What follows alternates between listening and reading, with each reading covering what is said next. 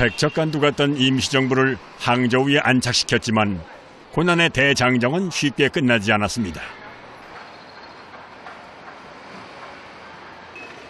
항저우 이후에도 전장, 난징, 창사, 광저우, 루저우 무려 6개 도시를 거쳐 도착한 곳은 임시정부의 마지막 근거지 충칭이었습니다. 1940년대에는 극으로 치닫는 일제의 폭압을 견뎌야만 했던 시기.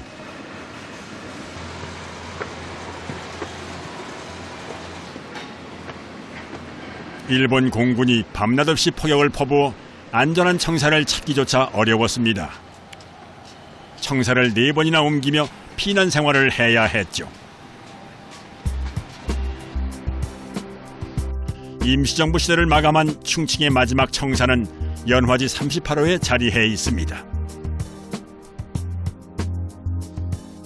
여기는 임시정부가 중경으로 오고 난 뒤에 45년 1월부터 45년 11월 한국할 때까지 머물렀던 임시정부의 마지막 청사였던 연화지 38호 임시정부 청사입니다.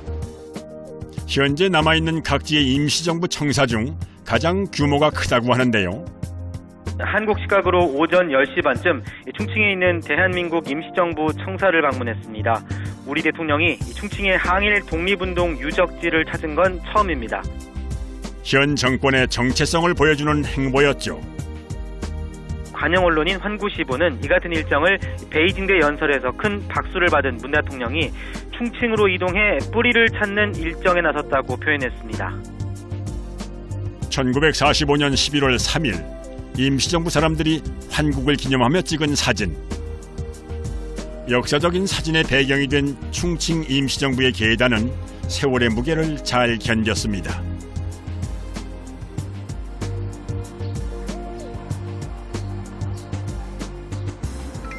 그러나 충칭은 옛 모습을 찾기 어려운 도시가 되어가고 있습니다. 중국 서부의 중심 도시로 경제발전 거점 역할을 하면서 몰라보게 변하고 있기 때문이죠.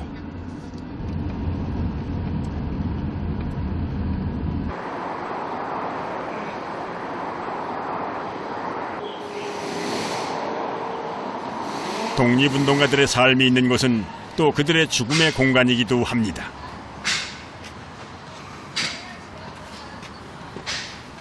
(1980년대에) 만들어진 중국인 공동묘지는 정갈하게 잘 조성되어 있습니다. 그러나 임시정부 요원들을 포함한 한국인들의 공동묘지는 상황이 전혀 다르다는데요. 살아서 해방을 보지 못한 독립운동가의 유해는 고국으로 봉환이 돼야 하지만 그러지 못했습니다.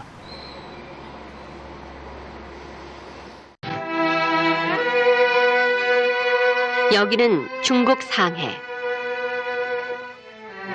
1919년 3.1운동을 계기로 임시정부가 세워져 수많은 애국지사들이 만국의 한을 품고 조국 광복을 위해 활동하다 유명을 달리한 곳입니다.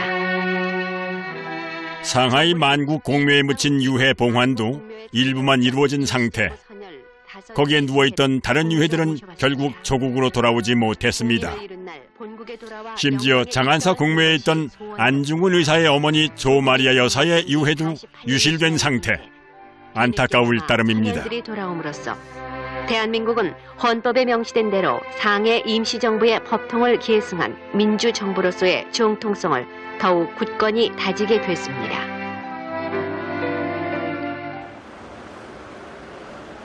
화상산에 있었다는 충칭의 한국인 공동묘지는 개발에 밀려 위치도 파악하기 어려운 상태가 되었습니다. 이 일대가 1940년대 중경 임시정부 시기에 임시정부 요인들이라든가 그리고 요인들 가족들 그리고 교민들이 돌아가실 때에 묻혔던 한인 공동묘지가 있었던 곳입니다.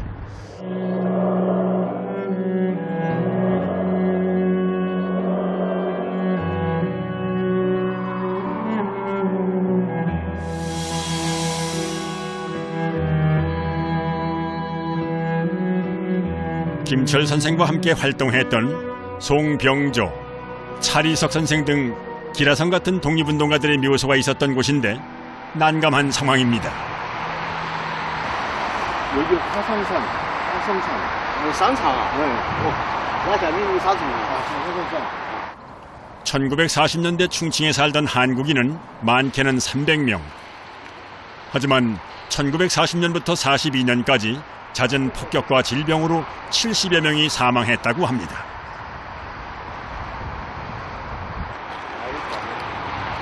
아니, 下面 요건 우리 큰 거예요.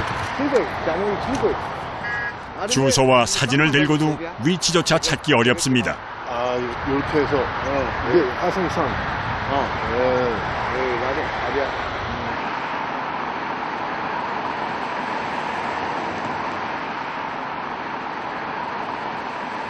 아예 도로가 산 하나를 동강 내놓았습니다.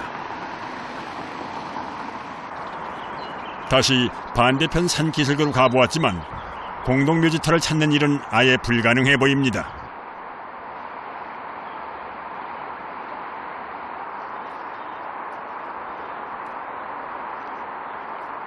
지금 현재 여기를 보면 90년대 그리고 2000년대에 여기에 찾아졌던 분들의 사진이나 다른 자료를 보게 되면 지금하고는 완전 딴판인 곳으로 변했습니다. 특히 쓰레기 처리장이라든가 아니면 이 아파트가 들어서는 바람에 전혀 찾을 수 없는 그런 안타까운 장소로 변하고 말았습니다. 외교나 세월만 탓하기에는 너무나도 심하게 훼손된 상태. 이렇게 귀한 역사적 흔적이 우리의 무관심 속에 하나 둘 사라지고 있습니다. 당시 국내외에서 활동한 독립운동가가 약 30만 명이 된다고 추정합니다. 그런데 국가유공자로 인정을 받은 독립운동가는 15,000여 명뿐. 우리에겐 아직도 할 일이 많습니다. 가장 안타까운 것은 독립운동 하시는 분들의 가장 염원은 해방된 나라였을 것이고, 그러면 그분들이 독립운동 하다가 돌아가셨으면 유엔은 반드시 국내에 봉환하는 것이 맞을 듯합니다. 하지만 전혀 이제 그런 길을 찾을 수 없다는 것이 안타깝고요. 이걸 어떻게 우리가 기릴 것인지, 그리고 이 장소를 어떻게 우리가 기억할 것인지가 우리한테 하나 숙제로 남지 않았는가 하는 생각입니다. 경상남도 양산 대성리의 조용한 마을.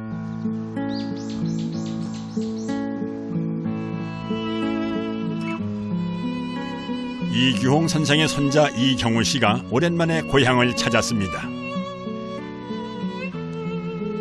할아버지 때부터 살던 고택은 이미 남의 집이 돼버렸지만 기억만은 낡지 않았습니다.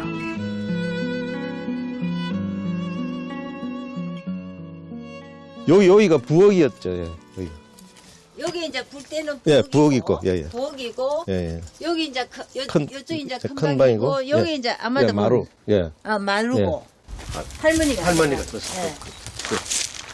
그거 하나 여기서 내가 찾았어. 이경우 씨 아버지 사업이 어려워져 집을 팔아야 했던 상황.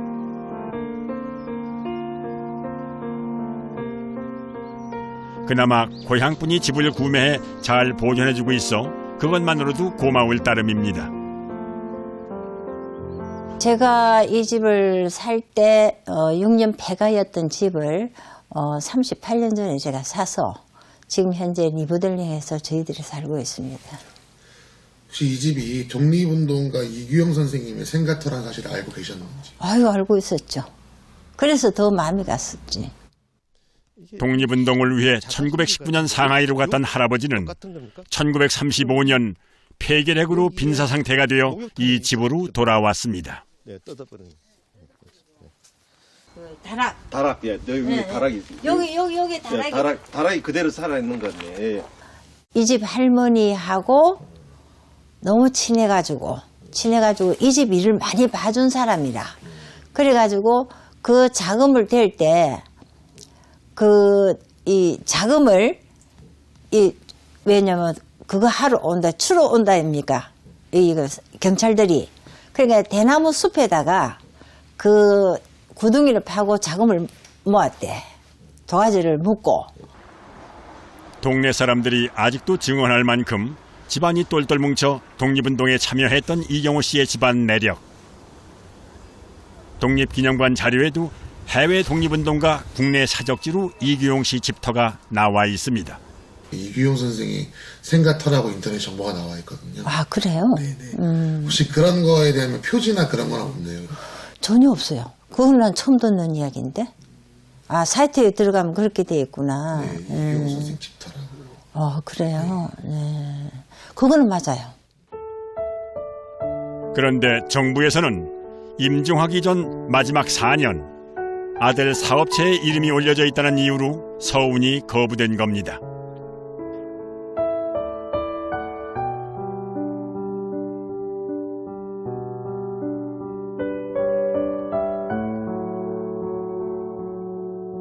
고향에는 아버지의 중요한 흔적이 남아 있습니다. 바로 대석 저수지.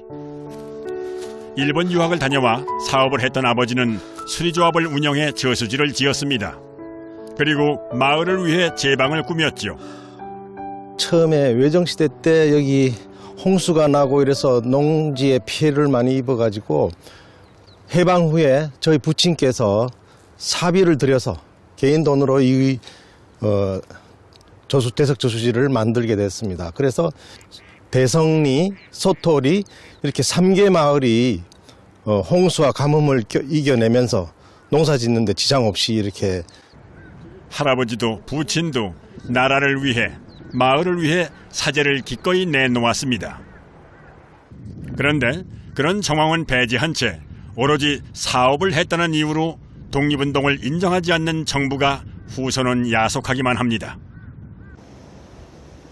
더 안타까운 것은 이제 증언해줄 사람들도 점점 준다는 겁니다.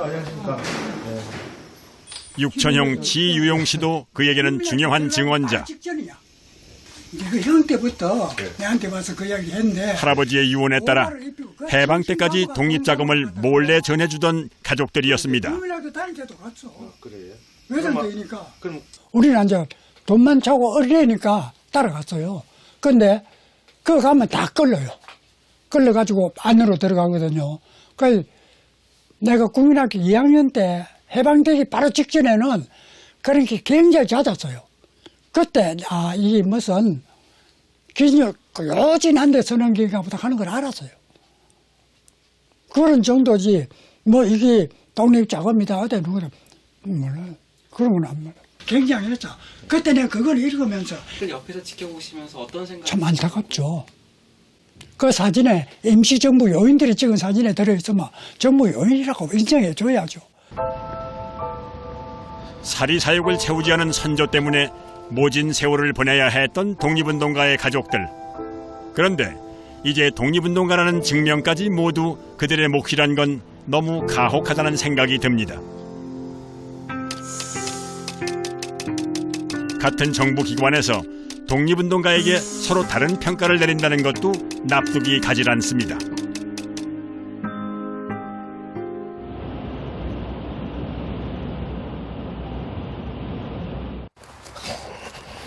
집안이 풍비박산이 나고 오랫동안 돌보지 못했던 할아버지 묘. 한참 만에 다시 찾아가 보니 주변엔 풀이 무성한데 할아버지 묘에만 풀이 돋질 않았다고 합니다. 마음이 풀리셨는지 손자가 찾아가면서부터 풀이 돋기 시작했다네요. 보상을 바라서가 아니라 할아버지의 명예를 회복시켜드리고 싶은 것. 이경우 씨가 이 일에 매달리는 이유입니다. 여기 계시는 것보다는 현충원에 가서 같은 독립운동을 했던 분하고 같이 그 묘에 있으면은 같이 있으면 얼마나 좋겠습니까? 예, 그렇게 생각하고 있습니다. 네. 다른 거 아닙니다. 독립운동가 이규홍. 이것이 손자가 찾아주고 싶은 할아버지의 이름입니다. 독립운동가. 그들의 피와 뼈가 오늘의 우리를 있게 했습니다. 우리는 빚진 자들입니다. 후손으로의 도리가 있습니다. 그들의 이름을 찾는 일, 우리 모두의 일입니다.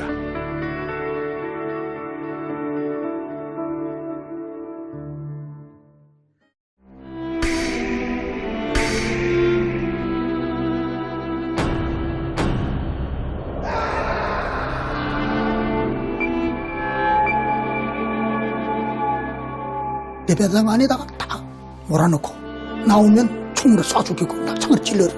농민꾼들이 많이 살해당한 그런 곳이에요. 여기 선생님도 있어요. 이분이죠? 네. 김여진 장군이 총을 맞아가지고 모친 품 안에서 돌아가셨어요. 독립운동을 하려면 가족을 이루지 말고 혼자 해야 된다. 언니 형부 그동안 잘 있었어요.